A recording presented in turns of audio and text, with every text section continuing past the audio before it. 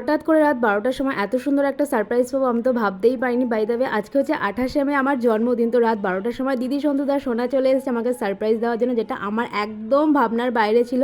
Cake আর একটা সুন্দর পছন্দের আমার পুতুল নিয়ে, দিদি জানতোই পুতুল ভীষণ পছন্দ করি আমি। এরকমভাবে রাত 12টার সময় সারপ্রাইজ আমি আগে কখনোই পাইনি, এটা ফার্স্ট টাইম। আমার তো ভীষণ আনন্দ হচ্ছিল। এর জন্য অনেক অনেক থ্যাংক ইউ দিদি সন্তুদার সোনাকে এত সুন্দর সারপ্রাইজ দেওয়ার জন্য। দিদিরা যে কেকটা এনেছিল সেটাই রাত 12টার সময় কাটিং করলাম, কিন্তু একে একে সবাইকে কেক খাইয়ে দিলাম। আর জন্মদিন স্পেশাল দুপুরের খাবারে কিন্তু ছিল ভাত, 5 রকম ভাজা, মাছ, চিকেন কষা, আর তার সাথে ছিল কিন্তু পায়েস। লাঞ্চটা একটু সিম্পলি রেখেছিলাম, কারণটা কেন সেটা তোমাদেরকে পরের ভিডিওতে অবশ্যই জানাবো।